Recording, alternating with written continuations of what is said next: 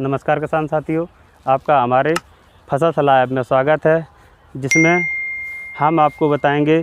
जैसे कि आप सभी लोग जानते हैं, इस समय सर्दियों का मौसम चल रहा है। सर्दियों के मौसम में हमारे किसान साथी कम समय में अधिक मुनाफा कैसे कमाएं, इसलिए हम आपको एक बार फिर से लेके आए हैं पालक की खेती के बारे में।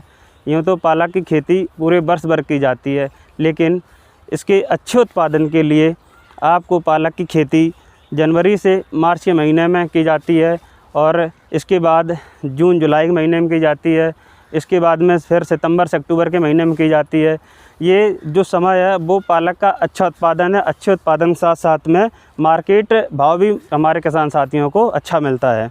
दूसरी चीज़, हमारे किसान साथी पालक की खेती करते समय कौन कौन सी सावधानी रखें बुवाई के समय, वो हम आपको बताएंगे। सबसे पहले समय आता है मिट्टी की तैयारी का। मिट्टी की तैयारी के लिए जैसे कि हम आपको बता दें, ये खेत पालक की बुवाई के लिए बिल्कुल तैयार है मिट्टी के लिए।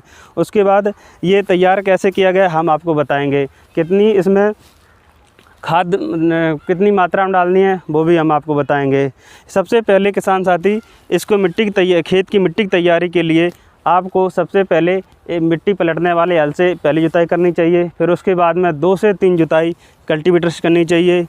और फिर बात आती है उर्वरक की। क्या क्या इसमें उर्वरक डालनी चाहिए, जिससे कि हमारे जो पालक की खेती है, पालक का जो पौधा है एकदम स्वस्थ और हरा भरा दिखाई दे। उसके लिए आपको 100 किलोग्राम यूरिया, जैसे बोलते हैं नत्रजन, 50 किलोग्राम स्पूगर और साथ में 50 किलोग्राम पोटास की मात्रा। किसान साथियों, हम लोगों को जो नत्रजन होता है एक साथ पूरा नहीं देना है। मिट्टी की तैयारी के समय पूरा एक साथ नहीं देना है। इसको मिट्टी की तैयारी के समय नत्रजन की आधी मात्रा होती है 50 किलोग्राम, साथ में 50 किलोग्राम जो स्पूकर होता है पूरी मात्रा देना है, और 50 किलोग्राम पोटास की मात्रा देना है। उसके बाद में जो हमारा आधा नत्रजन बचता है वो पालक की प्रत्येक कटाई के लगभग 10 से 12 दिन के अंतराल में देना है।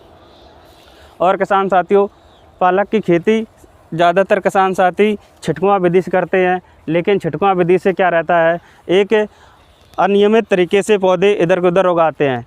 अगर आपको अच्छा उत्पादन चाहिए है तो इसके लिए आपको सबसे पहले क्यारी विधि अपनानी चाहिए।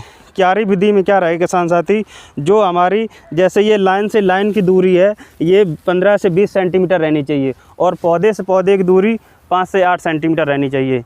इसके लिए क्या रहेगा कि आपको अच्छा उत्पादन मिलेगा। पौधे बड़े होंगे तो इससे अच्छा उत्पादन मिलेगा। किसान साथियों, जैसे कि आप लोग देख सकते हैं पालक की सिंचाई, जो इसमें देखिए 3 से 4 पत्ती आ चुकी हैं। पहली सिंचाई हल्की सिंचाई करनी चाहिए, और दूसरी सिंचाई है जो लगभग में 7 से 8 दिन निर्भर करती है मिट्टी की नमी, और दूसरा निर्भर करता है मौसम की बारिश की वगैरह से कब सिंचाई करनी है।